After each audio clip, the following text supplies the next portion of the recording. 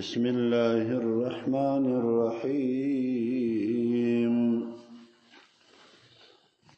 اللهم صل على سيدنا ونبينا وحبيبنا وشفيعنا ومولانا محمد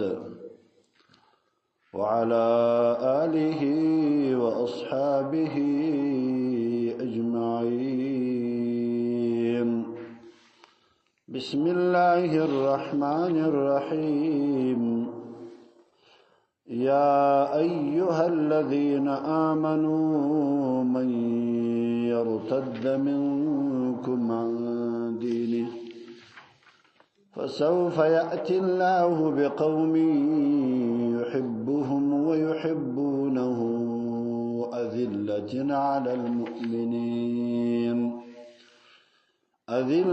على المؤمنين أعزة على الكافرين يجاهدون في سبيل الله ولا يخافون لومة لائم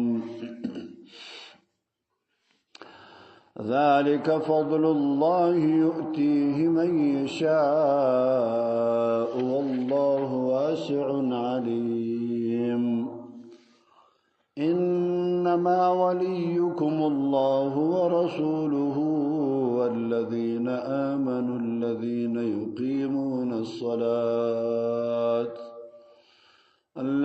يقيمون الصلاة ويؤتون الزكاة وهم راكعون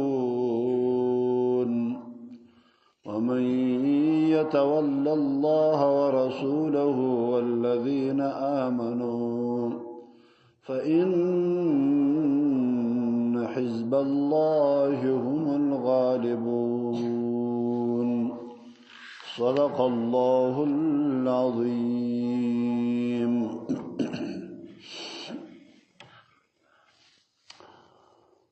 دغه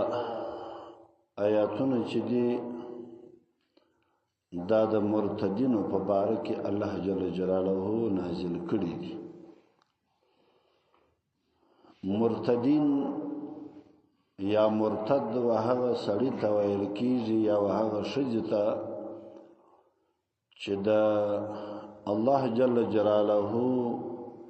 د احکام څخه دوی منکر شي و هغه ته مرتد ویل کیږي، یا د دین څخه واوړي و هغه ته مرتد ویل کیږي، او یا د نبوت دعوه وکي هغه مرتد دی. نو دا مرتدین دا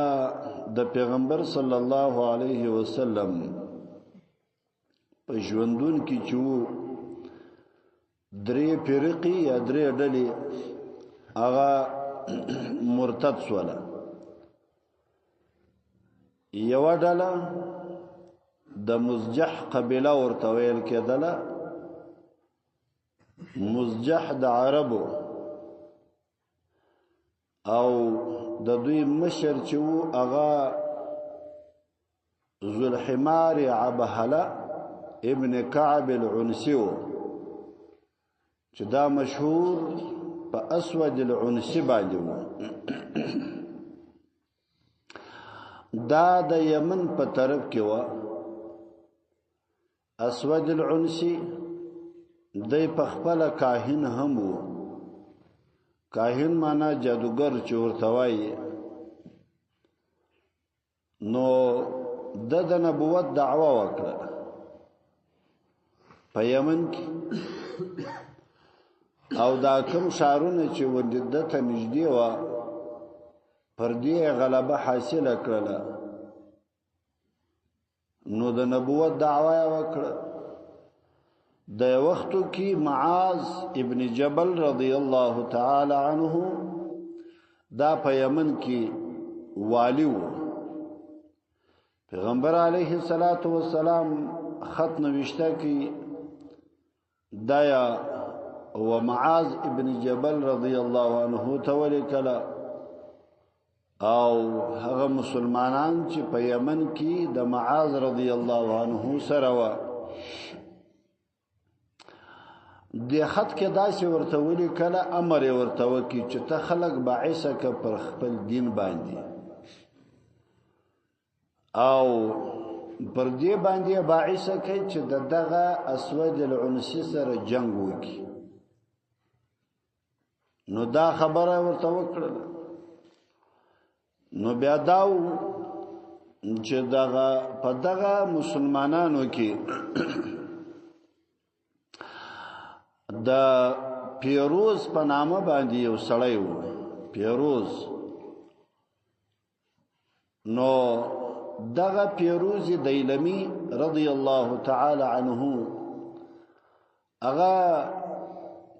دغه اسود العنسی چې د نبوت دعوه یې کړې وه د مردار کی. پیغمبر علیه الصلاۃ والسلام په مدینه منوره کې دی واقعه په یمن کې پیښ شوله. پیغمبر صلی الله علیه وسلم سحار چې مسجد ترالی المنځ وکي او مسلمانانو چې زیری ورکي، زیری په دې باندې ورکي چې اسود ماشام د شپې یو چا مردار کی. نو صحابه پښتنه جن وکړه چې دا سړی څوک دی؟ ولدا یو مبارک سړی دی چې هغه د فیروز په نامه دی، فاز فیروز، کامیاب سو فیروز. دا ورته ویل. په دا بل ورځ کې پیغمبر صلی الله علیه وسلم د دنیا سره رحلت وکړي، صحابه ته زیری او بشارت ورکړي. لیکن خو په دا بل ورځ باندې د الله پیغمبر د دنیا سولاړي. نو صحابه انتظار و کله چې د یمن څخه حال را لعین ناغش په چې کوم د الله پیغمبر زیری دغه وژنې د اسود العنسی ور کړی وو، هغه شپه باندې دغه اسود العنسی مردار کړی. دا یو ډله و چې د نبوت دعوه وکړه. دا یو دا مرتد د دین څخه سواله. نو بیا وخت نه دی ورکول سوی، شپې نه دی ورکول سوی، بس پر هغه ځای باندې پیغمبر علیه الصلاۃ والسلام او صحابه ته حس او باعث والی د جنگ ورته وکي چې جنگ ورسره وکي. دا یو ډله و. دویمه ډله د بنو حنیفه قبیله و. بنو حنیفه بیا په یمامه کې و. د یمامه د قبیله مشر چې وو مسیلمه الکذاب. دا مسیلمه الکذاب دا هم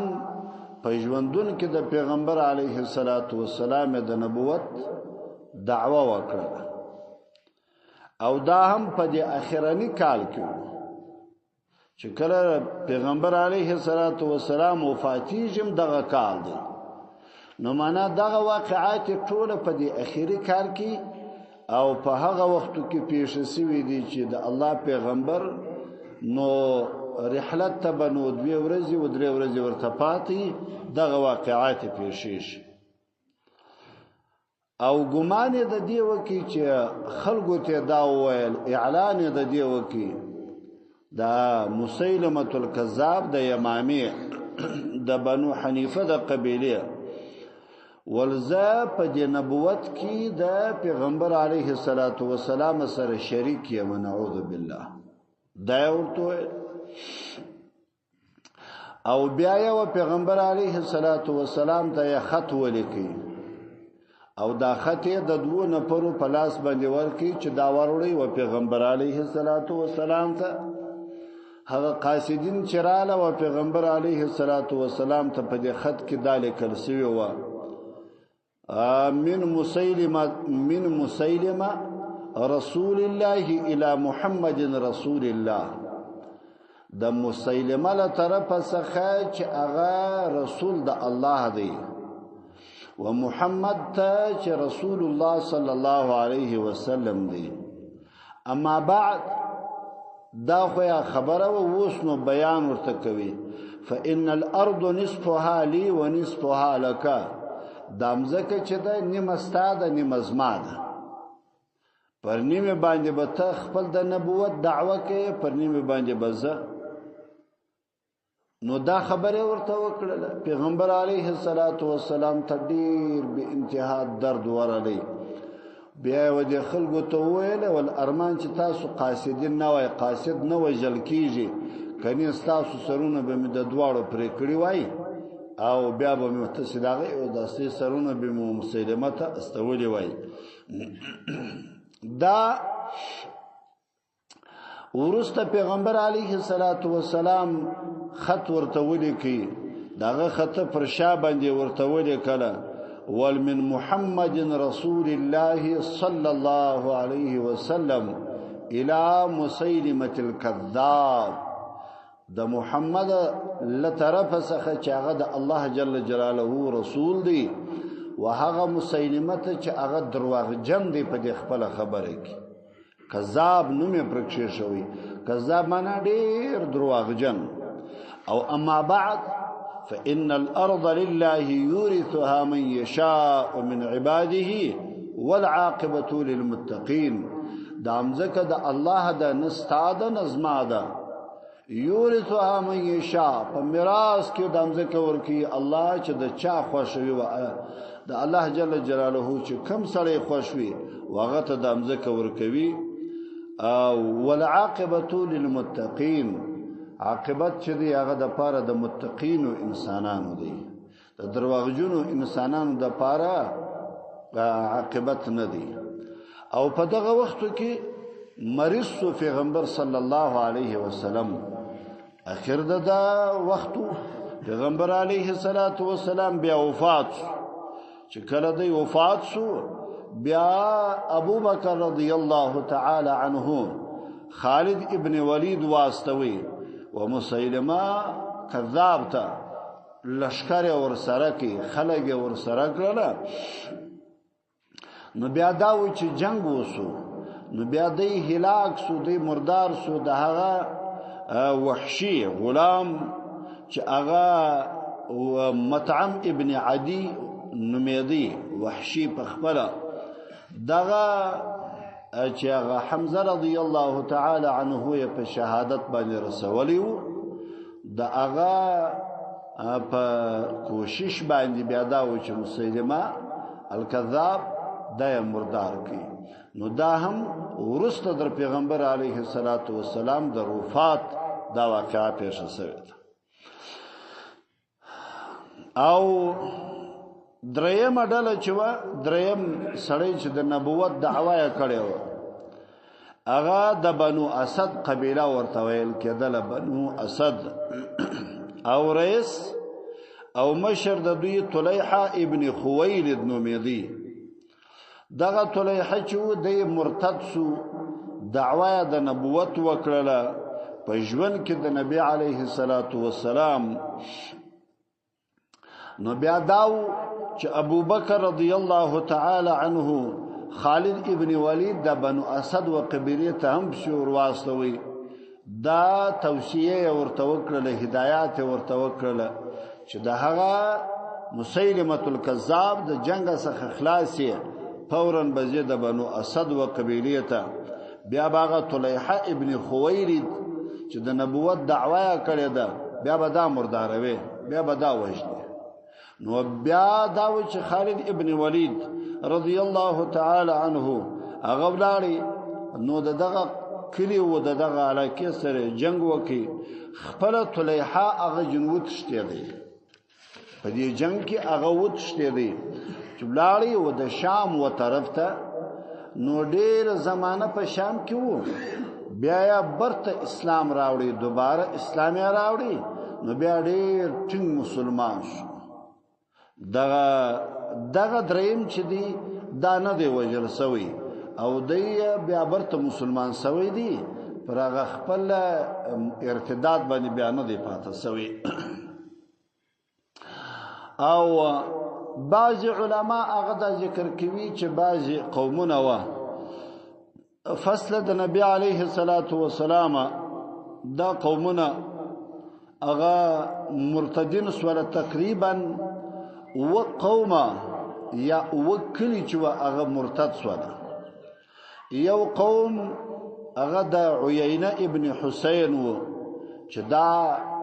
مرتد شول او ابو بکر رضی الله تعالی عنه جهاد ورسره وکي د مرتدینو سره. بل د غطفان قوم او بل چې د بنو سلیم قبیله و او د غرکم د یربوع قبیله و او بعض تمیم چې قوم د شجاع بنت المنذر و. داسې څو قومونه چې و دا مرتدین سوله. بعض بیا داسې وایي چې هغه د زکات څخه منکر سوله، زکات به نه ورکوي. بعض داسې وایي چې هغه د بل شي څخه دوی به مرتدین سوله، ارتداد. اوس تاسو دا خبره ګوره زده کړئ. یو سړی پر الله باندې ایمان لري، پر پیغمبرانو باندې ایمان لري، پر قرآن باندې ایمان لري، لیکن خود دین یو جز هغه دی نه مني، دا مرتد دی. مثلا زکات نه مني، قرآن وی منم، الله منم، رسول منم، خو چې الله نه مني خدا سره مشرک دی، کافر دی. کله الله پیغمبر نه مانی خو کافر دی. یا مثلا الله مانی او د نبی علیه الصلاۃ والسلام په خبرو کې خبره نه منله چې دا د پیغمبر علیه السلام خبره نه ده او هغه یقیني د الله د پیغمبر قول وی، دا هم مرتد دی، دا هم کافر دی. یا د قرآن د یو حکم څخه چې دی هغه د منکر سي، نو دا مرتد دی، دا د دین څخه اوښتي. مثلا د دین هر جزئیه چې هغه په قرآن یا په احادیث باندې ثابت وي چې یو سړی هغه نیو مني، منکر سي، دا سړی چې دی هغه کافر دی. الله دې موسج. دا د خپل خلو سره باید موږ ډیر احتیاط وکړو. د دې خپل خلو څخه کله کله دا چې الفاظ موږ د خلو څخه ووزي چې موږ به خبر نه یو او اسلام او ایمان به مدلاسه ور کړی وي. هغه عبادت چې هغه 10 کال او 40 کال او 50 شپږ او یا کال عبادت کړی وي، هغه بدلا سره سوتلی. الله دې نکي، الله دې نکي. د خپل خلی څخه د هم انسان هغه و جنت تکللی شي، هم د خپل خلی څخه و جهنم تکللی شي. پیغمبر علیه الصلاۃ والسلام بداویل ورته چې د خپل جبه حفاظت وکي، زموږ د جنت ذمہوار یم. الله پیغمبر به دا خبره کوي. نو دغه خلکو ته چې دا ورپېښېدله، دا هم د خپل جبه د لاسخه یا د خپل خلی د لاسخه دوی ته به ورپېښه سوله. هغه به دا وایي چې دوی به د دین د احکامو د یو جز څخه منکر سوله. لکه بعضې قومونه د زکات څخه منکر سوله چې منکر سوله. پیغمبر علیه الصلاۃ والسلام هغه وفات شو. ابو بکر رضی الله تعالی عنه هغه د جهاد اعلان ورسره وکړي د دې قوم سره. نو بیا عمر رضی الله تعالی عنه ورترالی ول ای ابو بکر لرس احتیاط کوا. ابو بکر رضی الله عنه یو عجیب جمله ورته ویله، والاجبار فی الجاهلیه وخوار فی الاسلام. ته هغه څوک چې په جاهلیت کې دلاور وي او په اسلام کې اوس کمزوري او ضعیف سوري، قسم دې می په الله وی چې د الله او پیغمبر ته یو رسید زکات ورکول کنن خلق د اغه څخه منکر شي چې ټول خلق زور نه وژني، ټول خلق به زوجنم چې صرف د زکات د یوې رسید څخه د خلق منکر شي، زبر د ټول سره د جهاد اعلان کوم. بیا ابو عمر رضی الله تعالی عنه کله چې ابو بکر رضی الله عنه وفات شو، بیا دا خبره وکړه ولدغه د ابو بکر رضی الله عنه دا ورس کنه وای اسلام به ټول ناکام سوی وای. کدا غورس کې د خلکو سره جهاد نه وای کړي، دا مرتدین سره چې د الله د دین څخه یا د زکات څخه یا د المانزه څخه دا خلک عجیب شان و. بعض قومو داسې و چې منځونه یې پرېښوله والموږ بلال منځونه نه کوو ځکه پیغمبر علیه السلام چې دی هغه وفات شو والموږ بلال منځ نه کوو بعضو به جهادونه پرېښول چې جهاد نه کوو بعضو به زکات نه ورکوي داسې قومونه وه نو ابوبکر رضی الله تعالی عنه و دې ټولو قومو ته د جهاد اعلان وکړي چې تاسو یې مه کوئ لیکن خو زه جهاد در سره کوم څوک چې د زکات منکري دغه هم جهاد هغه سره هم جهاد کوم څوک چې د لمانځه سره منکري والمنځ کوو دا الله منو د الله پیغمبر منو قرآن منو لیکن خو المنځ نه کوو د الله پیغمبر منو قرآن منو خدای منو زکات نه ورکوو دا رقم نو دا ارتداد د خلقو دا الله جل جلاله دلته پیغمبر علیه السلام ته دا ذکر کی چې دا سه قومونه به ورسته پیدا شي چې هغه به مرتد کیږي د اسلام به اوړي دا په ژوندون کې الله جل جلاله او پیغمبر علیه السلام ته دا آیاتونه ورته راوستوله پاغه وخت کې دغه خلق مرتدین د اسلام څخه سواله ارتداد یو کی قرآن به پریښوي یا به د نبوت دعوا وکړه پیغمبر علیه الصلاۃ والسلام تور مرمدله چې ورسته کې داسې کسی پیشي بیا دا ویله چې په اخر کې د زمانه زما په امت کې به دجالون کذابون به پیدا شي چې هغه به قریب ودیر شته بوي قریب ودیر شته داسې زما په قوم کې به زما په امت کې به داسې خلق پیدا شي چې هغه به د نبوت دعوی کوي نږدې و دیر شکسانو ته پیغمبر علی السلام د تعداد د کثرت په وجه باندې شوولې دي نو اوس چې ګوري یو ځای د نبوت دعوه یو سړی کوي چې ګوري یو څوک د نبی څخه منکر شوی وي څوک به د نبوت دعوه یې کړی وي نو دغه الله جل جلاله او مشتا وزدار ته فرمایي ورته ګوري یا ایها الذین هغه کسانو بعض علما د حضرت قتاده رضی الله تعالی عنه یو حدیث را نقل کوي وی چې پیغمبر علیه السلام دا ویله چې سيرتدو مرتدون من الناس ډیر خلق به ورست ازما هغه به مرتدین شي وی کله چې پیغمبر علیه السلام وفات شو نو ارتد عامه العرب عن الاسلام عام عرب د اسلام څخه واوښتل ډیر خلق مرتدین شول الا ثلاثه مساجد یو درې مسجد پاتس ولا چاغو ارتداد نه وکي نو نور ټول عرب چې هغه ارتداد وکي معنا مرتدین سوله چې د الله پیغمبر وفات یو مدینه والا مرتدین نه دي سوي ارتداد نه دي قبول کړي دویم مکی والا او دریم هغه د عبد القیس قبیله ورته ویل کېدله دغه درو قبیلو هغه خپل پر اسلام باندې ټینګ پاتې سوله دا نور ټول چې هغه مرتدین سوله بیا دا و چې ابوبکر رضی الله عنه د جهاد اعلان وکي دوی برتبه په اسلام کې داخلي دله نو وای الله جل جلاله یا ایها الذین یا هغه کسانو امنو چې تاسو ایمان راوړی دي مناغسو څوک يرتد کچیر مرتد منکم استاسو څخه عن دینه د خپل دین څخه دی واوړي او کفر ته نو فسوف جردی یأتی الله راتقبو کی الله جل جلاله بقوم فداس قوم باندې يحبهم چې الله جل جلاله د قوم سره محبت کوي ويحبونه او دا خلق به د الله جل جلاله سره محبت کوي دا سه قوم به وي چې الله به د دوی سره دوی به د الله سره محبت کوي بعض علما هغه دا ذکر کوي چې دا ابوبکر او د ملګری و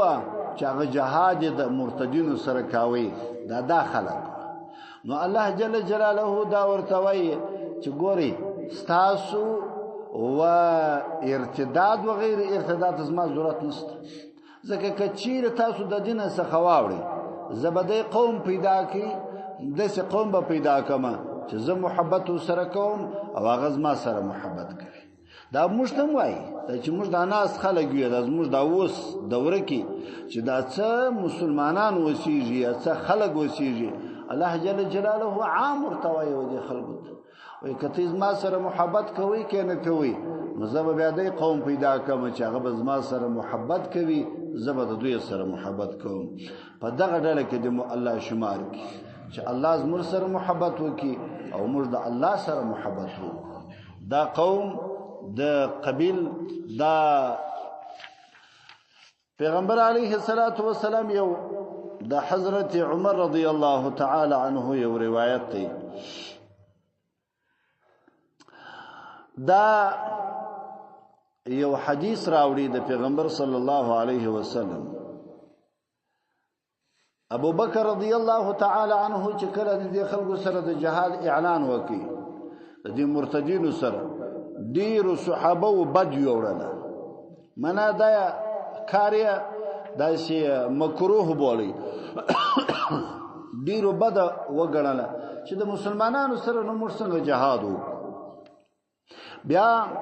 عمر رضی الله تعالی عنه و ابو بکر رضی الله تعالی عنه تویله كيف تقاتل الناس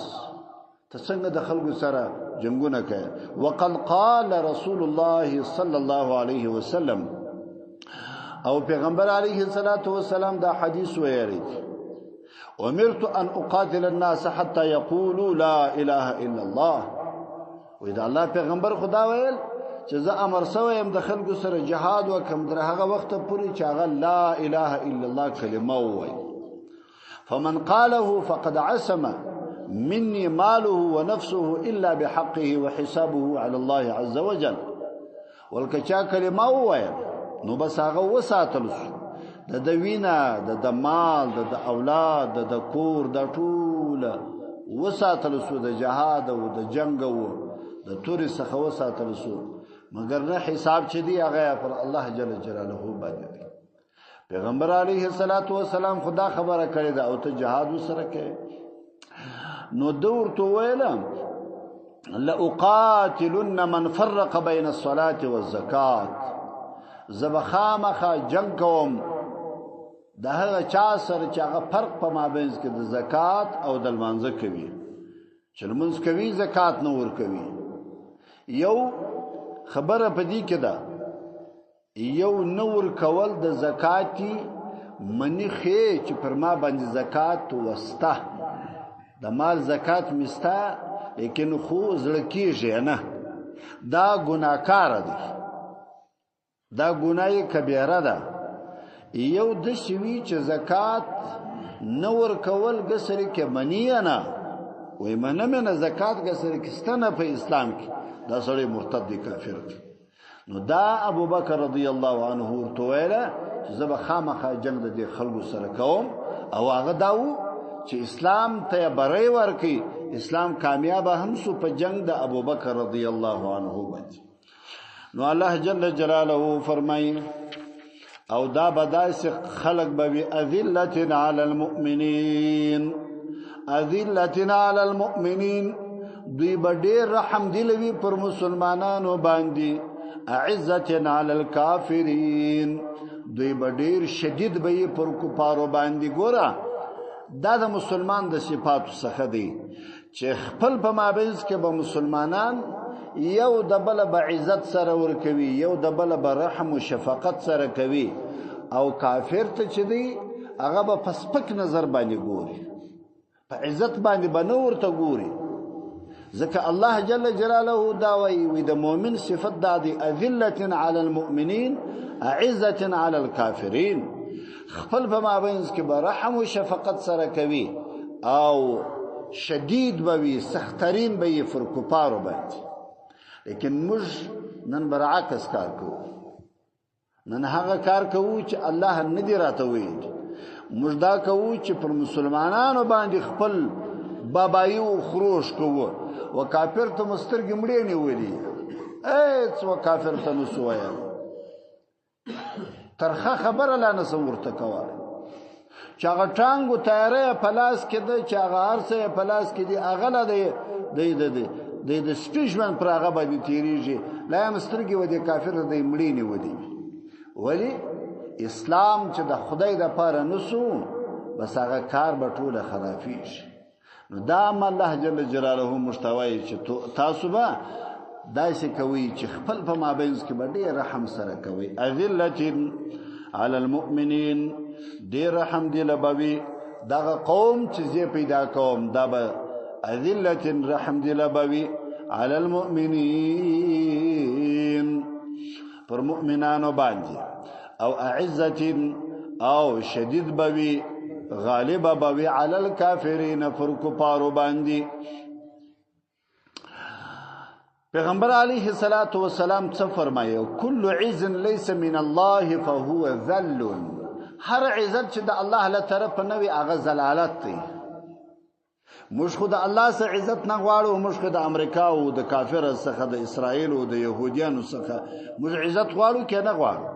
زو پښې ورمچو لاسونه ورمچو د دې د پاره چې څه خشمل جنبیل کو او ورستر ابل ذلیل کیږي ورستر ابل چې دی هغه خارج لیکن الله جل جلاله پیغمبر علیه الصلاۃ والسلام وای عزت د الله جل جلاله سره دی د انسانانو په لاس کې عزت نسته کې چاته عزت ورکاوي کې نه ورکاوي یجاهدون فی سبیل الله او جهاد بکوي دا خلق پلاره کې د الله جل جلاله دا بدایس قوم ز پیدا کما چې هغه به جهاد کوي د الله جل جلاله پلاره کې ولا يخافون دوی بنبری جلومت لائم د ملامتیا څخه د ملامت کوون کې چې خلق به بیا ما ته ملامت وایي ډیرو خلکو به جهاد د دې په خاطر باندې پریښوي چې دا قوم به پیغورونه ورکواله قوم به ملامت ورته وایله نو خلکو به جهاد په دې خاطر باندې پریښوي چې یا زما قوم دی یا زما پلار دی یا زما ورونه دي هغه ما ته بد الفاظ وایي او ما ته ملامت وایي ته څه کې چې جهاد تزغلې د امریکایانو سره ته څه کې چې جهاد کې د غره سره سر د بيداد و حاله دا خبره به کولې عباده ابن صامت رضی الله تعالی عنه هغه داوی وي موږ بیعت وکړو د الله د پیغمبر سره پر سمع او طاعت باندې چستاو خبره ته بغوژنسو او ستا اطاعت وکړو مسلمان باید هغه داوی چې د قران خبره ته غوژونسي او د قران اطاعت وکړي او ان نقوم او نقول بالحق او موږ په حق باندې دریجو په حق باندې به وینا کوو حيث ما كنا په هر ځای کې چې موږ یو که خپل وک پر دی موږ به د حق وینا کوو لا نخاف في الله لومة لائم موږ به نه بیرجو د الله د پاره د هیڅ چا د ملامتیا څخه به نه بیرجو که قوم ملامت بولی او کوم قبیل ملامت بولی کوم پردی ملامت بولی کوم خپل ملامت بولی موږ به نه بیریږو نو پردی موږ بیعت ور سره وکړو د الله د پیغمبر سره نو د مسلمانانو کارم داتي سمع بکوي اطاعت بکوي او د الله جل جلاله له طرفه څخه چې کوم احکام د قران راغلي دي هغه به مشتاق منو کې به نه منو ذالک دا چې دی فضل الله دا یو بهتر واری د الله جل جلاله له طرف څخه دی یوتیه من یشاء ورکوي الله جل جلاله واغه چاته چې د الله جل جلاله خوشوي والله الله جل جلاله چې دی واسع علیم واسع فراخ دی په خپل فضل او په قدرت کې علیم الله جل جلاله علم لري پر هر شی باندې انما وليكم ولستاسو چې دی اي خلقوس الله جل جلاله واجب خبر درته کوي وی ولستاسو چې دی الله جل جلاله دی دایو ورسوله او رسول د الله جل جلاله استاسو ولی و دوستي والذین آمنوا او هغه کسان چې هغه ایمان لري هغه استاسو دوستان دي يهود و نصارا هیڅ کله استاسو دوستان نه جوړیږي الله مستڅوي الله وی زم ولیما او د الله پیغمبر او مسلمانان استاسو دوستان استاسو ولیان جوړیدل شي او هغه کسان الذين يقيمون الصلاة چې دوی منځونه قائموي ويؤتون الزکات او دوی زکاتونه ورکوي وهم راکعون او چې دوی رکوع کوي معنا دا وی چې ډیر عاجز وي او الله جل جلاله ته ډیر عاجز وي په دې خپل مانځ کې ډیر عاجز وي دا یو بعض علماء دا یو روایت را نقل کړی دي لکه عمار ابن یاسر رضی الله تعالی عنه هغه وی حضرت علی رضی الله عنه پر مانځ باندې ولاړو پر نفلیل مانځ باندې ولاړو نفلیل مونږه کاوه سائل رالی سوال جنوک ولدا الله په خاطر باندې سره تراک علی رضی الله تعالی عنه فغوته باندې ګتمی و دا وروي سره ودی سائل ته ورکړه پر رکوع باندې رکوع کوله نفلو په منځ باندې ولاړو نو ګتمی وروي سره واغ سائل ته ورکړه د چې کله ودا سائل ته دا ګتمی ورکړه چې را رسیدي د اسمان څخه دغه آیات نازل شو چې انما وليكم الله ورسوله والذين آمنوا الذين يقيمون الصلاة وی ولی